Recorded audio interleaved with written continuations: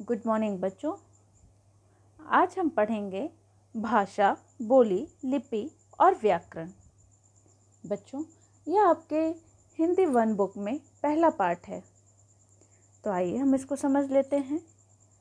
बच्चों, भाषा शब्द भास धातु से बना है, जिसका अर्थ होता है कहना।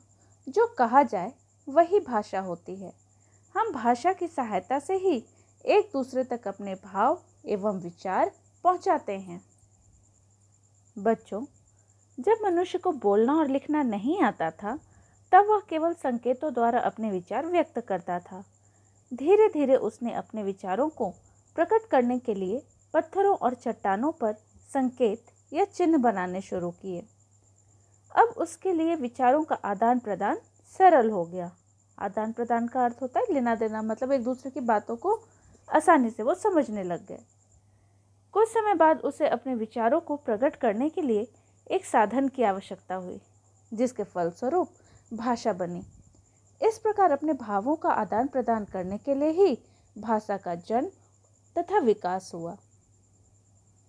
अतः हम कह सकते हैं कि भाषा वह साधन है जिसके द्वारा हम अपने विचार बोलकर या लिखकर दूसरों तक पहुंचाते हैं और दूसरों के विचार सुनकर या पढ़कर ग्रहण करते हैं। हमारी तरह पशु पक्षी भी तरह तरह की ध्वनियां निकालकर अपनी बात कहते हैं, परंतु पशु पक्षियों द्वारा निकाली गई ध्वनियों को हम भाषा नहीं कह सकते। बच्चों, कई बार तो हम संकेतों के माध्यम से भी अपनी बात कहते हैं। जैसे चौराहे पर लगी हुई बत्ती भी आने जाने या रुकने का संकेत करती है। हम गर्दन हिलाकर हाँ या नहीं कहते हैं। ताली बजाकर अपना हर्ष यानी कि खुशी या माथे पर हाथ रखकर अपनी निराशा या परेशानी अभिव्यक्त करते हैं। ये सब संकेत हैं। संकेतों से हम अपनी बात दूसरों तक पहुंचा सकते हैं और दूसरे के संकेतों को भी समझ सकते हैं, किंतु संकेतों को भाषा नहीं कहा जा सकता। हम लिखकर या बोलकर ही अपने विचार दूसरों तक पहुंचा सकते हैं और दूसरों के विचार पढ़कर या सुनकर समझ सकते हैं। इसे भाषा कहा जा सकता है। भाषा मन की बात को प्रकट करने का साधन है। बच्चों, आप अपनी पाठ्य पुस्तक के पृष्ठ संख्या 5 पर देख सकते हैं। यहाँ कुछ उदाहरण दिए हुए हैं, आइए इसे समझते हैं। यहाँ देखिए, इस चित्र में एक बच्ची जो है वो अपने माँ से बोल रही है, माँ मैं बाहर खेलने जा रही हूँ। उसकी माँ बोलती है ठीक है, जल्दी आ जाना। जबकि दूसरे चित्र में रमा ने पुस्तक में पढ़कर भाई को बताया कि सदा सत्य बोलना चाहिए। यहाँ पहले चित्र में लड़की बोलकर अपनी बात कह रही है और माँ सुनकर उसे समझ रही है। दूसरे चित्र में पुस्तक में लिखकर बताया गया है कि सदा सत्य बोलना चाहिए और रमा उसे पढ़कर समझ रही है और बोलकर अपने भाई को बता रही है। यह भाषा की मदद से ही संभव हुआ एक दूसरे की बातों को समझना। तो बोलना, सुनना, पढ़ना, लिखना, ये सब भाषा कौशल हैं। इससे हम अपनी बात दूसरों को समझा सकते हैं और दूसरों की बात समझ सकते हैं।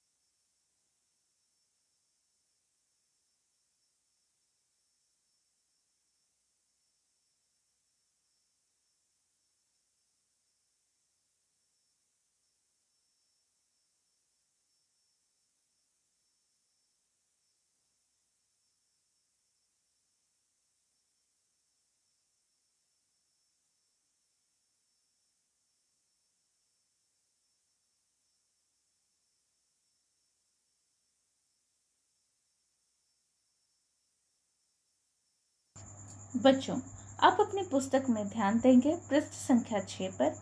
यहाँ दिया हुआ है मौखिक भाषा या भाषा का मूल रूप है। मौखिक भाषा को सदैव भाषा का मूल रूप कहा जाता है, वो है ही भाषा का मूल रूप। ठीक है, तो आप इसे अंडरलाइन कर ले, इम्पोर्टेंट है। बच्चों, आपको पता है हमारे भारत के संविधान में कुल 22 भाषाओं को स्वीकार किया गया है। आप जानना चाहेंगे ये कौन कौन से भाषाएं हैं? तो देखिए, आपके सामने ये नाम दिए गए हैं, आप इसे जरूर एक बार पढ़ लें। हिंदी, संस्कृत, गुजराती, मराठी, तमिल, तेलुगु, कन्नड़, मलयालम, असमिया, कश्मीरी, पंजाबी, बांग्ला, सिंधी, उर्दू, मणिपुरी, नेपाली, उड़िया, संथाली, बोडो, डोगरी, मैथिली और कोंकणी। तो ये 22 भाषाएं हैं जिन्हें हमारे भारतीय संविधान में स्थान प्राप्त किया है या इनको स्थान मिला है।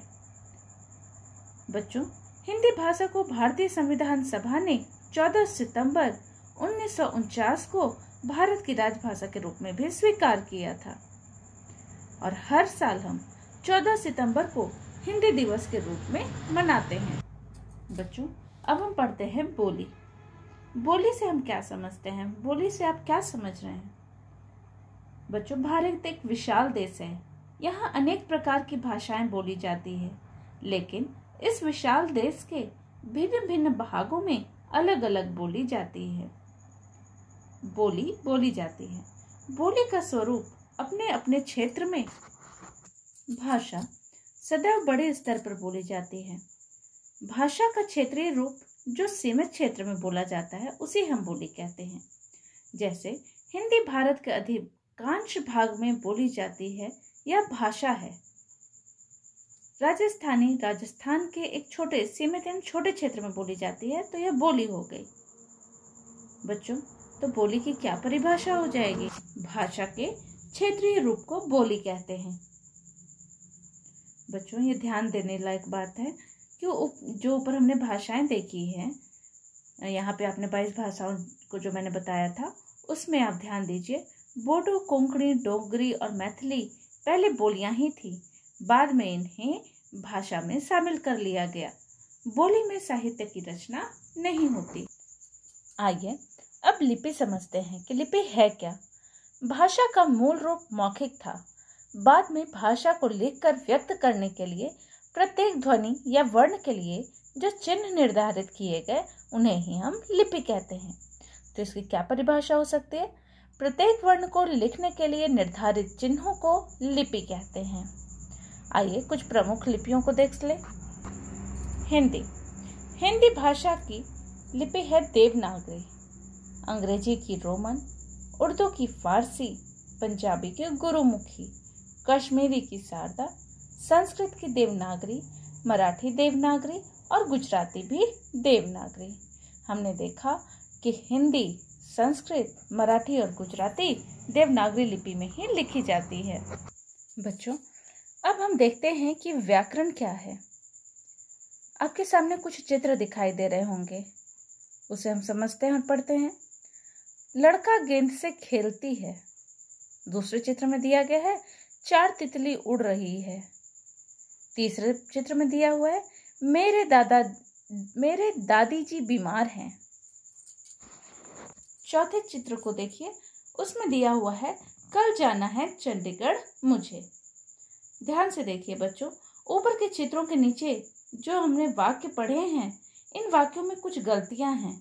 इन वाक्यों के सही रूप होंगे लड़की गेंद से खेलती है, तितलियां उड़ रही हैं, मेरी दादी जी बीमार हैं, मुझे कल चंडीगढ़ जाना है।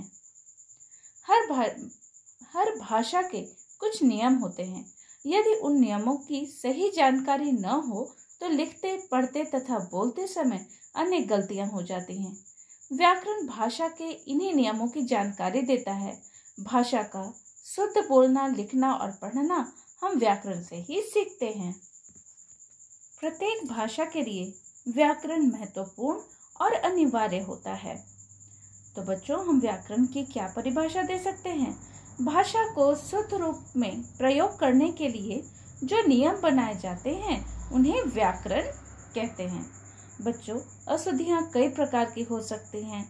लिंग से संबंधित हो सकती हैं, शब्द से संबंधित हो सकती हैं, वर्तनी से संबंधित हो सकती हैं। आइए उसका उदाहरण देख लें। जैसे देखिए, लिंग संबंधी, लड़कियां दौड़ रहे हैं। यहाँ पर क्या होना चाहिए? लड़कियां दौड़ रही हैं। यहाँ पे रहे हैं दिया हुआ जो कि गलत है। यहाँ पे होना चाहिए लिंग के अनुसार रही हैं। तो यहाँ हमने कौन सी गलती देखी? लिंग संबंधी। अब शब्द संबंधी से एक उदाहरण देखते हैं। मैं तुम्हारे को नहीं जानता। इसके लिए सही होना चाहिए मैं तुम्हें नहीं जानता। तो यहाँ पे भी हमने किसकी गलती पकड़ी कि यहाँ शब्द संबंधी गलती हुई है। तीसरा और अंतिम उदाहरण देखिए, वर्तनी संबंधी। बीमार को दवाई दो। यहाँ पर हम देख रहे हैं कि वर्तनी को गलत लिख दिया गया है। यहाँ पर देखिए सही तरीके से लिखा हुआ है, बीमार को दवाई दो। तो बच्चों, व्याकरण हमें इन नियमों की ही जानकारी करवाता है। इन सब अशुद्धियों का शुद्ध रूप हमें व्याकरण द्वारा ही ज्ञात होता है। व्याकरण ही हमें सही शब्द और वाक्य बोलना, लिखना सिखाता है। तो अंततः हम व्याकरण की क्या परिभाषा दे सकते हैं? भाषा को शुद्ध रूप में प्रयोग करने के लिए जो नियम बनाए जाते हैं उन्हें व्याकरण कहते हैं। तो बच्चों, ये था आपका पाठ भाषा, बोली, व्याकरण और लिपि।